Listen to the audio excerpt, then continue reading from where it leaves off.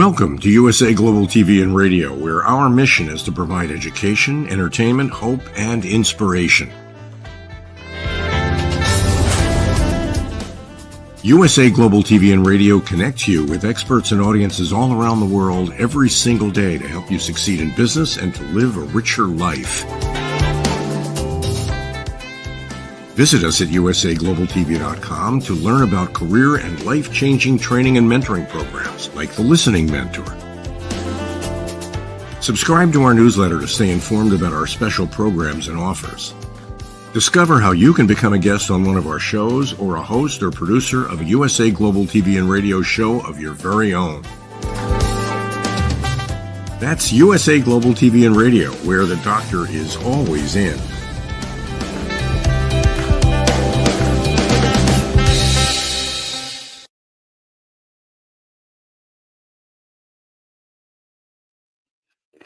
Hello, USA Global TV and Radio, to all our regular watchers and listeners. Welcome back. And to everybody that is new, welcome to you guys for the first time. So my name is MARISKA du PREEZ, for those of you that have not seen me or haven't seen me for a while. And I am one of our talking head presenters, and that is the show that you are watching today. We are here on Talking Heads to help enrich the environment in which you are working, to bring a little bit more humanness into your space when you are on the platform with me. Whether you are a specialist moving into leadership or already a leader and want to up your game, this is a place to get some tips and tricks on how to be able to do that. So without further ado, what are we looking at today? So today we are looking at effectively challenging our team. Now, why is this important? One of the things that the Gallup Strengths guys normally do is they have a bit of a survey and they look at engagement in the workplace. Now, one of the things that they found is, for most people, engagement at work, not so high. So typically, we are very, very lucky if we have about a 26% engaged workforce. Now, this can be very problematic because with a 26% engaged workforce, it means that most of our people don't really care. They're at work, but only there to basically kill the time in order for them to go home and collect said paycheck. Now, as a leader, we would like to change this. We also know from research that as human beings, we function better if we are not totally bored or overly stressed. So we need to find that middle ground Goldilocks zone within it. So we need to have challenges that's appropriate so it doesn't send us into a stress response, and it is enough so that we do not get bored.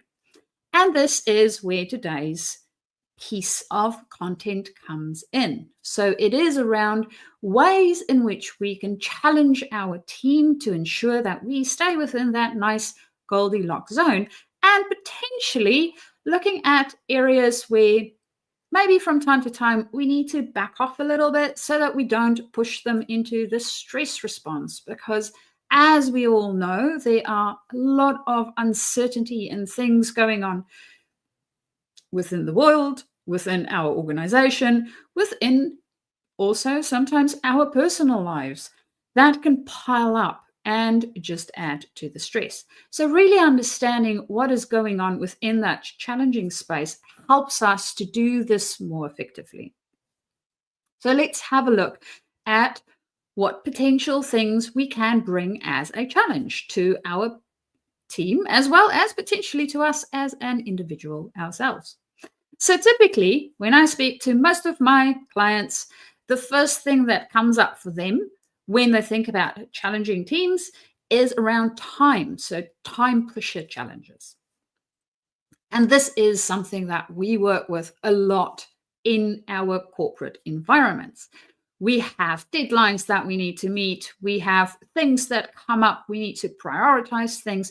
So time challenges are one of the things that can potentially derail us from time to time.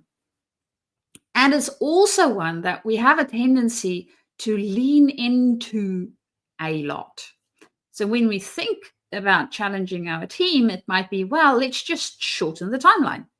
Yes, that will definitely challenge the team because we need to get better at what it is that we're doing. We also know, however, that when we challenge a team in this way, it is effective to do it in the times when they already know the process. So they are very familiar with what it is that needs to be done. The process has been sorted out. It is fairly straightforward. Then time challenges is one of the things that can be easily maintained to a degree, and shortening it becomes a good way of challenging the individual or the team. However, when we don't know, so if we are in an uncertain space, time challenge isn't necessarily the most effective way of challenging, and it might just cause a lot of stress and people running around like headless chickens, which is not what we want.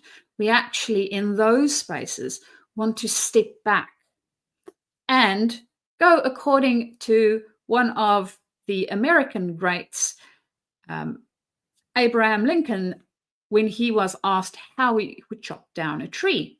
And he mentioned that, well, if you give me 6 hours to chop down the tree, and it's a significant tree, I will at least take 4 to 5 of that hours to sharpen my axe and then start chopping the tree.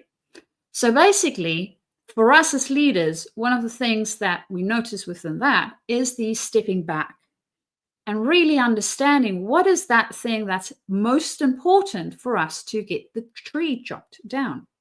So when we think about the problems that we want to solve, one, is it something that we have solved before? So is this a task that we did before? Then time challenge, by all means, go nuts. If it was not, and this is something new, this is maybe something novel, this might be a new type of challenge, or the people that is supposed to problem solve this thing have never done it before. Now, to then give them a time crunch would not be effective. What would be effective is sharpening our axe. So how do we do that? Now, typically, when we think about a problem type challenge, the thing to understand is the understanding first. So really understanding what is the problem. So what we want to do is we want to zoom out. We want to take ourselves further away and not jump to this is the solutions that we are seeing, but really understanding the problem. Understanding what it is that we are trying to solve for. The better we can understand it, and the better we can see how it relates to the rest of the system that we are working within and how this problem came about, the easier it becomes to, once we have the solution, implement it. So in that space, the challenge really becomes the understanding of the problem. And that is what we want to then challenge our team on. Is not the getting the thing fixed. Yes, we want to get the thing fixed, but we really need to understand it first before we can get it fixed. So 90% of our time might be spent on the understanding portion. And once we really understand it, and I know for most of you, if you think back about any problems that you have had in your life as a team, once we understand the problem, the solution is apparent. And the solution is actually really easy to implement. So the understanding of the problem is really, really important. And for most of us, when we get into the problem, especially when we have a time crunch and we think about it in the time crunch normal way, we start to run around and try to plug holes. That's not effective because that's not what the problem needs. The problem needs us to understand it first.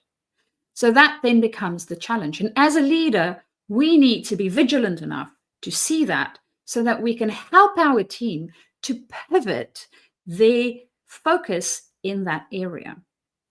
The other thing when we think about our team and challenging them is around thinking. So say, for instance, we have a team member that has a little bit more expertise within our space. So they might have seen similar type of problems a couple of times. And time crunching them might sort of feel ineffective in the challenging space because they just get it done. So then it really becomes around the thinking and the mastery of. So how is it that we think about this thing? And I had a very interesting conversation with one of my clients a while back around the way that we think about problem solving. And for that specific situation, the thinking wasn't really around the problem itself that they needed to solve. The thinking was, how do I help my team to solve the problem? And that is something that typically, when we are moving from a specialization into one of our leadership spaces, is something that we need to work on as a leader. So it becomes a challenge for us. So really understanding our own thinking and the process that we use to get to the solution of a problem. So it's not about the solution of the problem. It is about the process. And that's where the thinking challenge comes in. So really uncovering that thinking challenge by using questions. So if you are wondering about questions, I did one of my talking heads about questions specifically a little bit earlier, and that is available on our YouTube channel here on USA Global TV and Radio. So go and watch that one if you are interested. But it's really around the thinking. So unpacking that thinking part is what we want to be doing. And especially when we have team members where it feels like I don't really know how to challenge them, that's a great way to be able to bring that extra amount of challenge into their space, especially when potentially they might be able to teach some of the younger guys. And understanding how their process works will help them to think about the questions that would be relevant to help the other person develop their own thinking process. Then we also, of course, have improvement. Now, as with all teams, if we are high performing, we want to be improving. And even if we are maybe a mediocre team, we want to become high performing and high impact teams. So how do we do that? And that then becomes the challenge. So these challenges can also be not only individual, but team-wide. And that's the fun thing about it. So thinking about improvement is really about how to do things better. So improvement challenge might be going hand in hand with the problem challenge, where we really need to understand the thing better. Or it might be going hand in hand with a time challenge. How can we make it even faster for next time round? Then we have the relational element around challenging. So how is it that we show up as an individual as well as a team with the whole ecosystem in which it is that we work? So not only the people that we work closely with within the team or the departments we work closely with, but our larger ecosystem. So within the organization, within our customer spaces, and even beyond that. So thinking a couple of levels away from ourselves. And yeah, one of the things that works really well is the API method. So when you think about your relational portions, it is about authority, presence, and impact. So we want to make sure that we establish some form of authority really, really early on in our conversations. Now, typically in conversations where we have with people that we know, that authority will already be established in some way, shape, or form. In new conversations, it is really around how we walk into those conversations. And that might be something to challenge our team members on. So when they, for instance, have presentations that they need to deliver to the wider organization or even to some of their peers, how do they show up? And how do they convey the authority? So being authoritative doesn't necessarily mean that we raise our voice or look very stern. It is really around how we carry ourselves. The next part of that is presence. So how do we ensure that everybody in that room feels seen and heard in the first little while that we actually get to meet them? And this is especially when working with groups of peoples, so teams within teams, teams of teams. This is really, really important because we want to make sure that we can establish that presence that also helps us with psychological safety. And it also helps us to bring all the voices into the room so that we can get the best information and potentially solution from whatever the thing is that we are trying to achieve at that stage. So that becomes another piece of that challenge. Then we also have the impact. So how we leave the people that we are speaking to going, oh, you know what, I really need to have another conversation with such and such.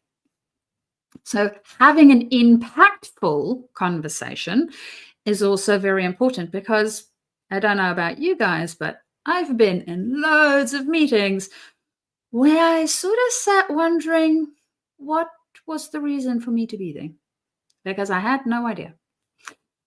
And that is quite a familiar case. So how can we ensure that whatever it is that we're doing is impactful, not only in the work that we do, but also within the interactions that we have? Then we have, as I mentioned, interactions and communication. So the interactions and communication part of things, especially within specializations, can be quite an interesting mix because we will have some people that really, if you put them in a room by themselves and leave them and maybe send them notes under the door, they'll be quite happy about it. And then you have others that would love to mingle with everybody and interact with everyone. So, as I mentioned before, we want to have all of the variety within our team to contribute. And how do we do that? Well, thinking about how we can bring all of these different strengths that each of us have into our environment and how that might look like within communication. So this is not only for our own team and ensuring that our own team is set up effectively, it is also about our ecosystem, how we as individuals representing the team and the team itself communicate to the rest of our ecosystem. So this might be the departments that we work with closely, and this might be departments that we almost never work with. So making sure that we understand how it is that we want to show up, being intentional about it, and then also what the impact is that we want to have within those spaces. And this can become a really great way of challenging individuals and teams, especially when they're really good at the rest of the stuff that they're doing. And we want them to help to bring that to the rest of the organization, show the rest of the organization the value that we are bringing as well, and be part so that we can create some belonging within that process.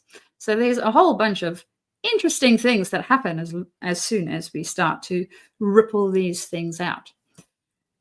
And then, of course, there's this one piece that's so core, is really around the development and learning, because that's also part of why we challenge.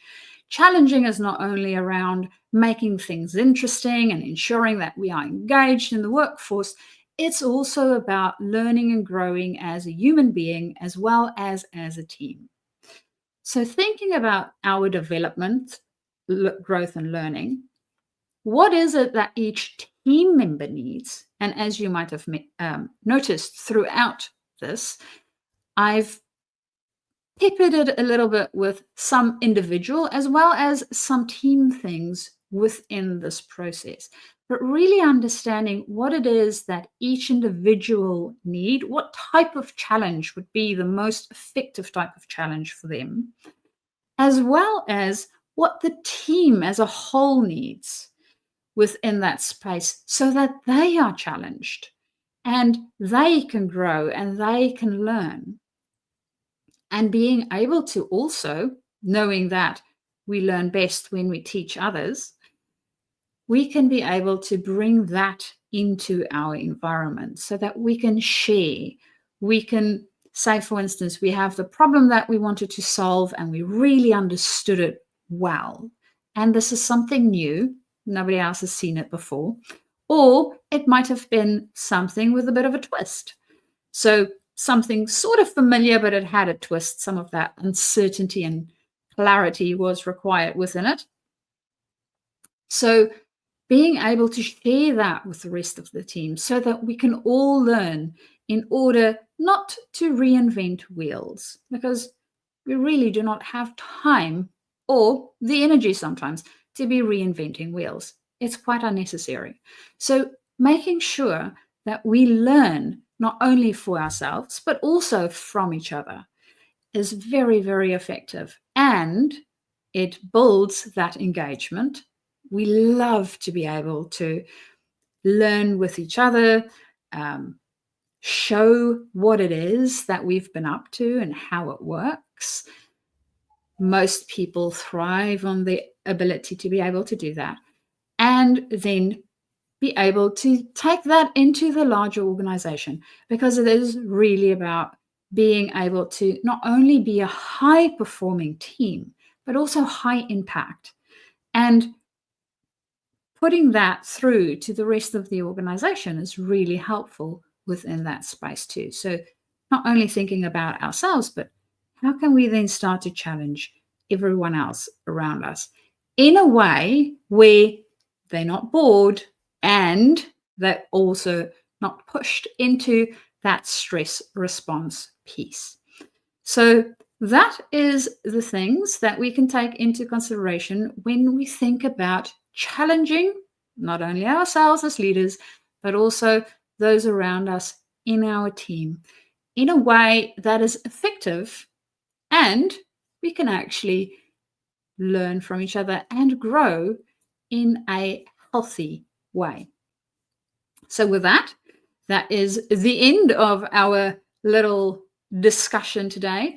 If you have any ideas that maybe I haven't shared around being able to challenge your team and you would like to share them, please do. I'd love to hear from you. I would also love to hear any other things that you have found within your environment that maybe needs a little bit of extra reflection and what you think would be helpful as topics within the space. So to do that, you can get hold of me on my email, which is mariska@journey2discover.com. Or alternatively, you can also find me on my LinkedIn page and write a little message and we can start our conversation. So until next time, I look forward to hearing all the challenges that you are posing to your team and also to yourself in order to develop, learn, and grow. Enjoy it. Until next time. Bye.